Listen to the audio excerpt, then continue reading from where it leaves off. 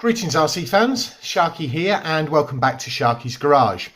Today we are cracking on with episode 4 of the Optimus Blue build, and today we are going to handle the building of the links and also the building of the Axial Capra transmission. It won't be a full transmission build because I'm not going to fit the motor or the dig servo today. I'll do that as part of the electronics build. I hope everybody's okay. I hope everybody's had a good Christmas, because if all goes well, this video should be going live on the 30th of December. I hope everybody's going to have a great new year, and I will catch up with you all in that. In the meantime, don't forget to do the usual things, like, comment and subscribe, and then let's get down to the building action.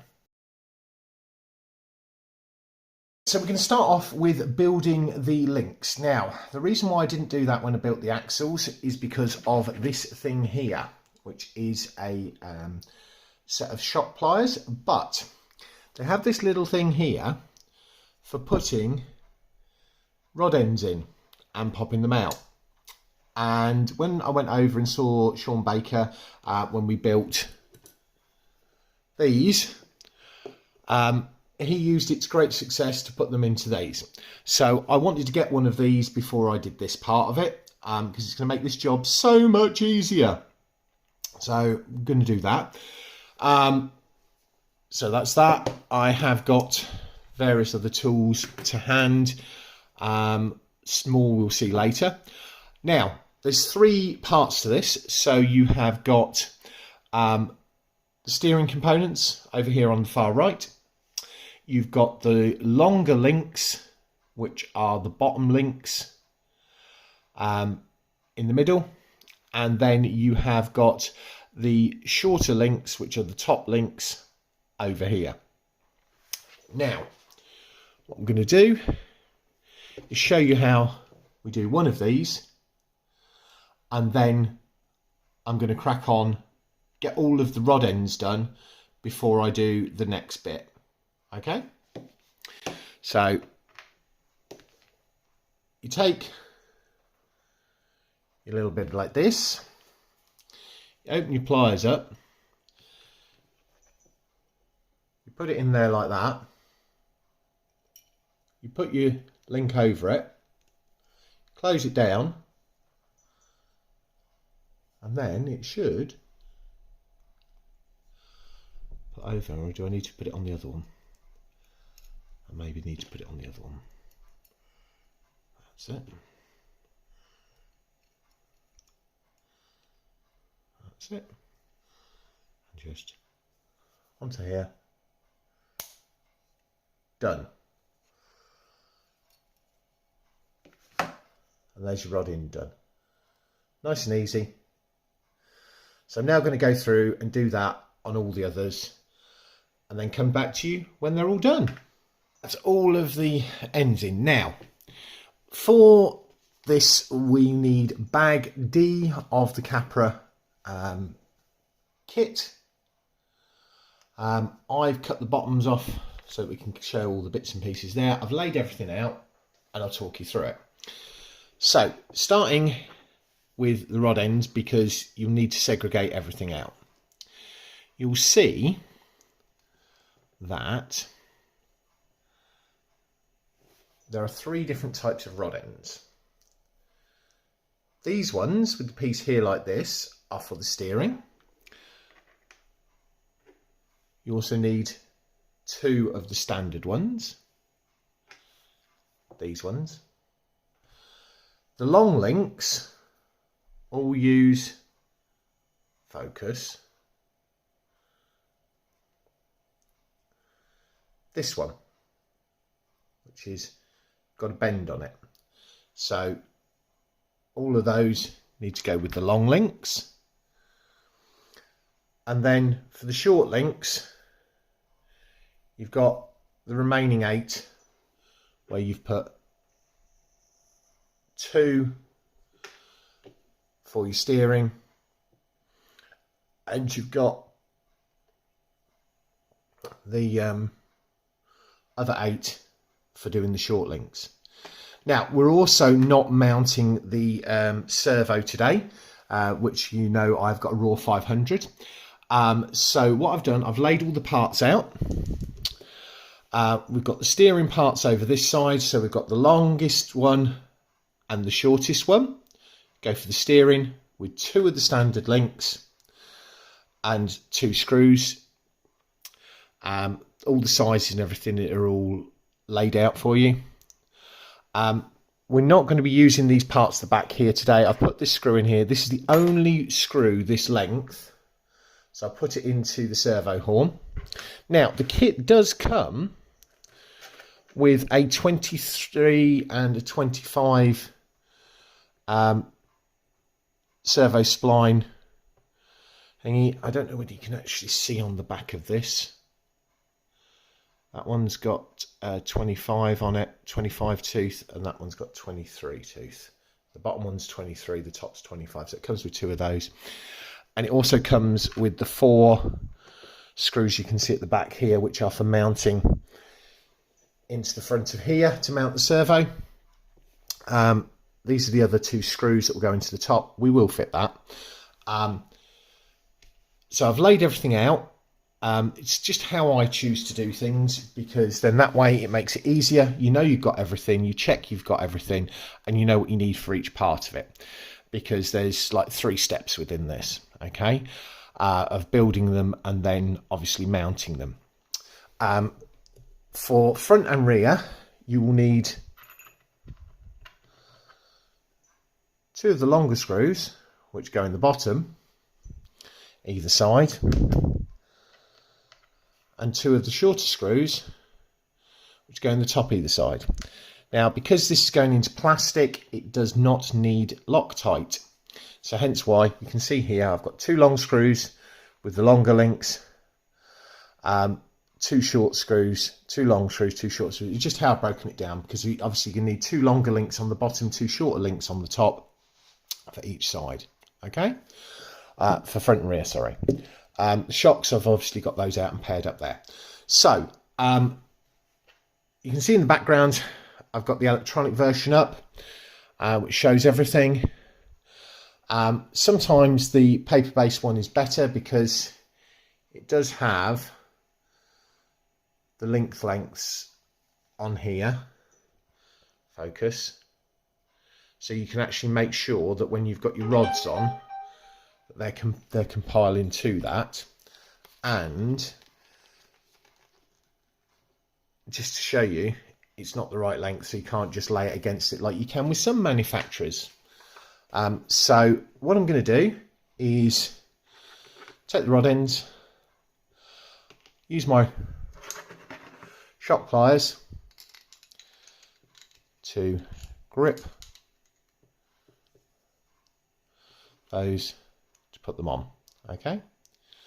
You don't need to watch me screw the ends on. I'll get back once I have put the ends onto these, and those are the wrong ones anyway, because it needs to be the angled ends on the long one and the straight ones on the short one. Once you've got them started off, holding the end in there,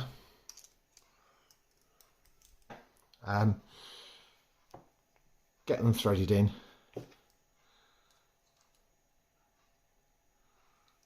and that will then help you wind them in. See there, I've done those now. Good thing with these, because you've got the flats and they need to be so that you've got them like this, if you've got it laid down, you can make sure you've got both flats in the right place, and this is normally pointing straight out in the right place. So this link needs to be 126 mil. So from 20, that's 12 and 5 and a fraction. You can see there, that's 126 mil.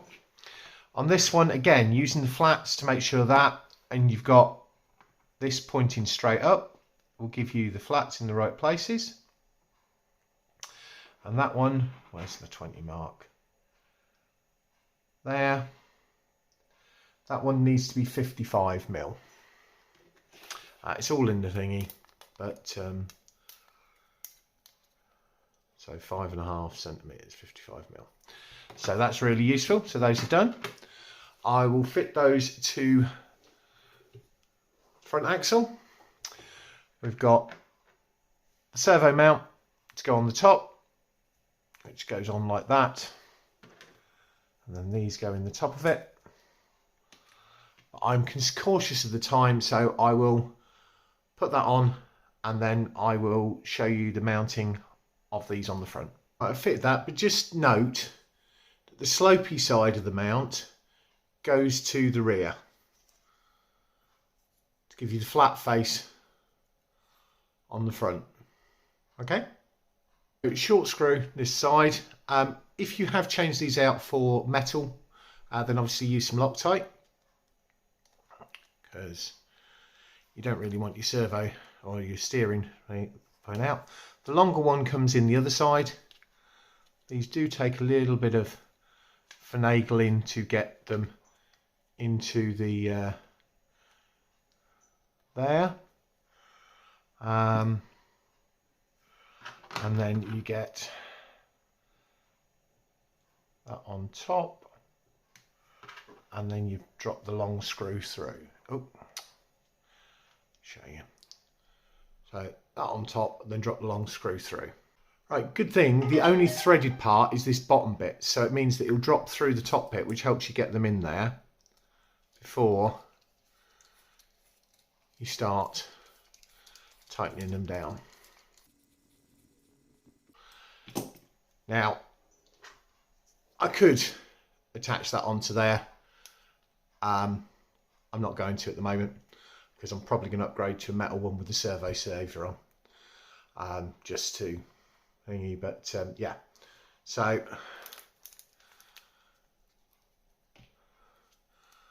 that's the front done.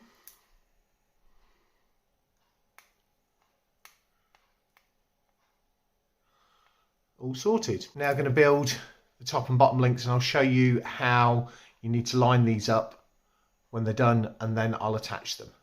Little tip, if you hold it so that this is uppermost, this line, because these have one end up and one end down, you can then set it up with this in the middle as your midline, so that then you've got them set up, yeah, because when they're fitted, they're going to go together like that to splay out. Okay, so by lining up that end, the middle and there, that should give you the 90.5 mils that you need. Okay, I'll just get the other two done of these. Oh, another reminder, one end will screw in one way, so it's screwing this way. This one will screw in that way. It just makes it easier if you work out which way they're screwing in for Lynn, because one end has got a knobble on, the other end hasn't, on the link bars, and that will tell you which way the thread is. Okay, so you've got one end with no knobble, the other end has got a knobble, and that will tell you which way the thread is. So the end with the knobble, we're twisting that way. The end without the knobble, we're twisting back towards us. Right, you can see there, I don't know whether you can see at this end here, I've got a little bit of the nut protruding out here, and I've got one of the high points just in front of my fingernail there sticking up, which I've lined up with that one, and the high point that side, which then gives me my 4 links all the same way, all done. So these are the top links, these are the bottom links. The shocks go outside of the bottom links. So on the bottom here, shock, link, link, shock. And on the top, it's just of those. So what I'll do is I will put those on and come back to you. And again, the axles are well designed because the only threaded bit is this bit at the end here.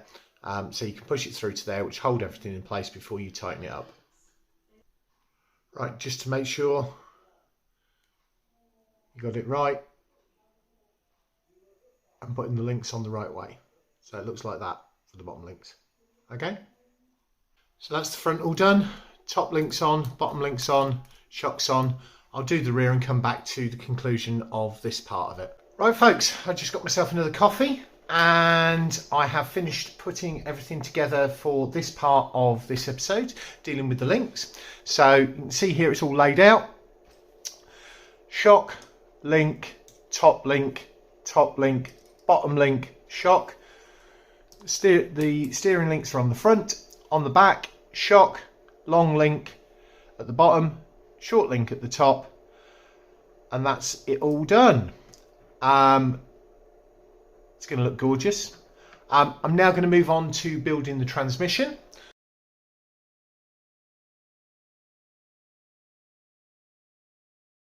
To talk about building the transmission in this, which is section E. So we got bag E,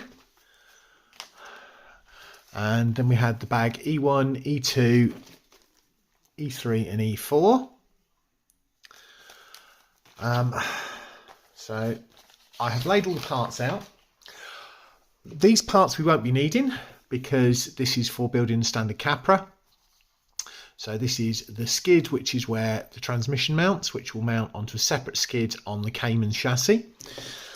I am not mounting the motor or the dig servo. So the pinion that was included is in there, as is the grub screw for that, as is all of the stuff for the servo saver on the dig, and the dig stuff is all in that little baggie out of the way. You will need some grease, some thread lock, and I've laid the parts out. E1 here in the manual is quite complex and there's a lot going on. So I'm going to break it down into 3 parts. 1, 2, 3. And I've got the electronic version over there. There is another video I will link in the description that I've watched that's helped me. But there's a couple of things that I would do differently to what he's done, and you'll probably see those. So I've laid it out. This is the first bit, then the second bit, third bit, fourth bit, and then moving on to E2, E3 at the back there. I've got my little magnet tray. You can see there's a C-clip in there. These 3 are the ones that go into there. And then these are all flat heads of different lengths, so short, medium and long. I put them like that so I can see them. Hopefully you can see them. So these are the 3 that go into this, and then these go elsewhere. So I'll pull those out as we go through and go through the various bits and pieces.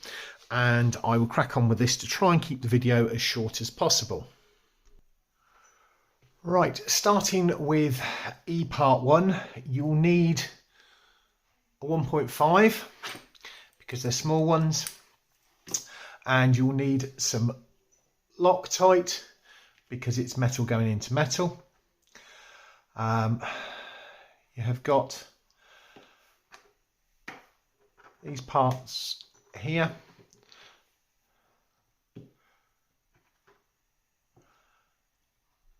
and these 3 little ones, okay, which we need a little Loctite on. So essentially that goes into there like that, into there like that, lines up, that lines up from the other side.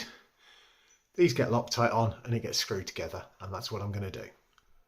Right, once the first one's on, it makes the others easier to do. So I'm now going to put the other 2 in, and then I'm going to snug them up.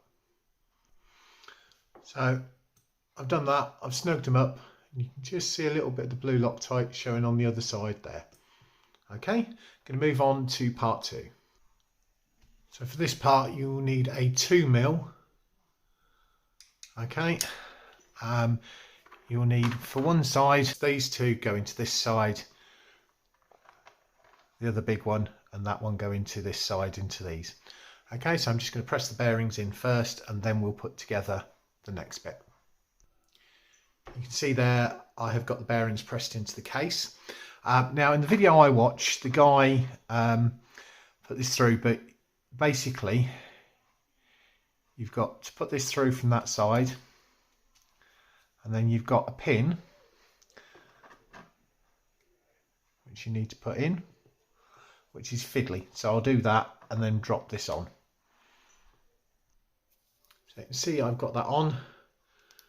If we drop the gear onto there, that's going to hold that and stop that there. Now when he did it, he put this bit into this side. Well, what I'm going to do is I'm going to put grease on this and put it into that side so we can spin it round and get the grease on both sides before I put the case on. Okay, so I've greased this up using my lithium grease. I'm going to drop it in to here and then we can hopefully spin that round.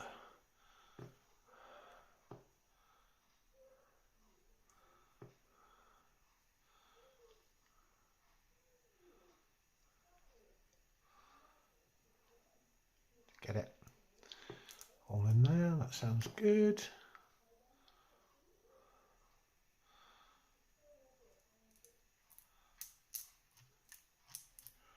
Okay, so that's all greased up. Having a handy packet of baby wipes to hand to deal with the excess. Right, now I just need to put the case on using one screw at the top. There we go, and that's part 2. Moving on to part 3, which is these parts over here, which are the parts including this one that needs to have a C-clip on it, which is still over there. So these parts here, plus some screws and the C-clip, are for the dig, which is part 3 of E1. The first stage of this is to push the bearing in and then screw from the back through using 2 of the short screws into this, which sometimes is stuck to the other plate that's in here, which is what happened to me earlier. I thought this part was missing, and then we'll then build up the rest of it. So you can see there, I've clicked that into there and the bearing is in behind it, and then I just need to use the screws from this side, you can see the bearing there, to fix it in place. Handy little tip, I can put this through from this side to get them all lined up before you pop them in. And as this is going into metal, I am going to put a little bit of blue Loctite on it because it's going into the metal there. Right, you can see the little bits of blue Loctite on there. This shouldn't be in contact with it, but I'm not going to drop that in there. I'm just going to let it set for a little while before I do that next bit, just so that it all holds. While I'm waiting for the blue Loctite to focus to set, slide that onto the fork. I need to put the C-clip on there, which is nervous because I don't want it to go ping, and then this gets slid over the top. So we have success. I managed to get the C-clip on without it pinging all over the place, and then we slide this over the forks, which is what sits between these and moves them backwards and forwards. Right, take note, the spacer on here only goes on if you want full-time four-wheel drive with no dig function. So you don't need that if you're going to use the dig, and I am going to use the dig. So I need to put that to one side. And that will engage and lock into dig there, and then pops out for not in, sorry, engage and lock into dig there, and then pops forward to not be in dig. So moving on to E2, these are the bits you're going to need. The two longest screws, one of the shorter ones, and this one here, which drops through there like that, and then screws into here, which I will do and come back to you. And it's screwing into plastic, we don't need any Loctite. So I've put those in. The one mistake I made was not threading this on before that, but I'm going to use a pair of pliers to hold it and then screw that on, because this is the ring for operating the dig, which will go on there. And if you see right there, there is a flat spot on these to enable you to do that. So just make sure you screw this one in the top here in tight. That in there, that's all on. And you've got three positions. So you can see here, by turning that, we can see the top's doing, which is the fully engaged position. You've got a middle position, which is a freewheel, so this back end is turning, but the front end isn't. And then there is a third position, which is back in there, where the back end is locked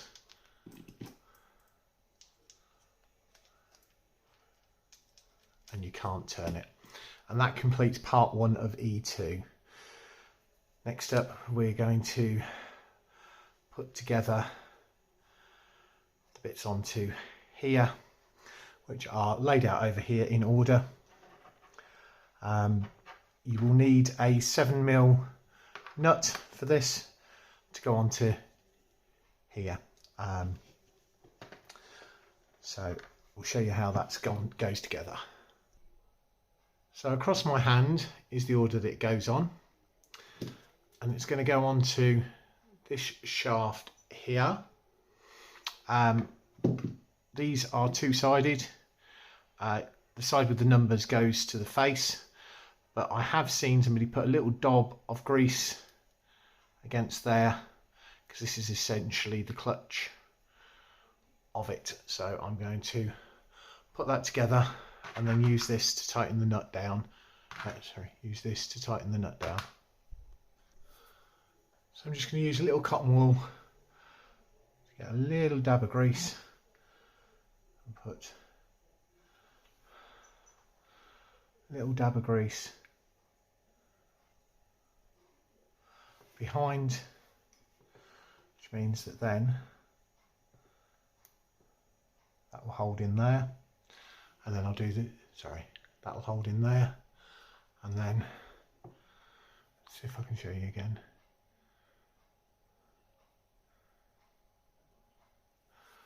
A little dab there, and that's going to go in that side there like that. Then that slides over there, and we slide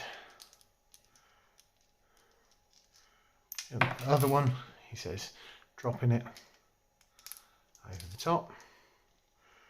Let's get it on, come on, there we go. Then plastic spacer goes on, and then finally the nut goes on, which needs tightening down, and then I've got to work out how to tighten that down, because I'm guessing, yeah, if we put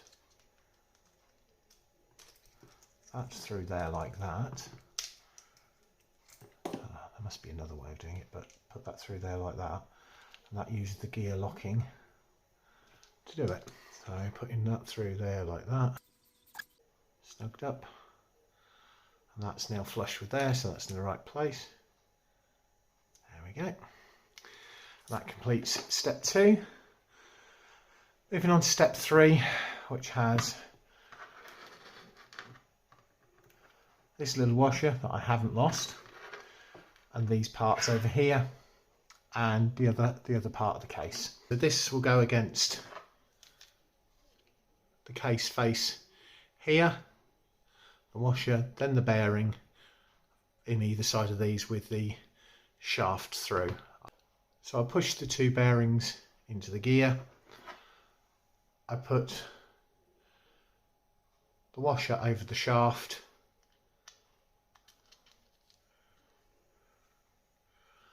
and then you've got that there. Okay, and that all appears to be running, which completes that. Now we just got to put the case on in a second, which then will mount over there like so, and that will then, once that's snugged down, complete our transmission build. So these are the screws you need, 2 short ones which go in the bottom 2, here and here, and a longer one that goes in the top, into plastic so no Loctite. I almost forgot I needed to grease this up before this goes in here, so let's put some around here. So yeah, don't forget to grease that up. So 4-wheel drive engaged, you can see then everything's spinning. Lovely. And that completes as much as I'm going to do with the transmission today. I've got a few other bits that we're not using, which will go in the bag for when I do the electronics and do that and mount this onto the Capra, not the Capra, onto the Cayman skid. That concludes today's video, in which we built the links, put that on, built the steering links, put all of that on, put the steering servo mount on, put the transmission case together with the dig function. These are the spare parts that are left over for the servo and for mounting the motor and the dig servo. We'll deal with all of that in a couple of episodes time. Next time I am going to build the Cayman chassis, which will involve mounting this onto the Cayman chassis and mounting up the front and rear axles, getting all of that done, and then we will deal with the electronics and drive line in the episode after that. Thanks very much for watching. I hope you're finding the series enjoyable.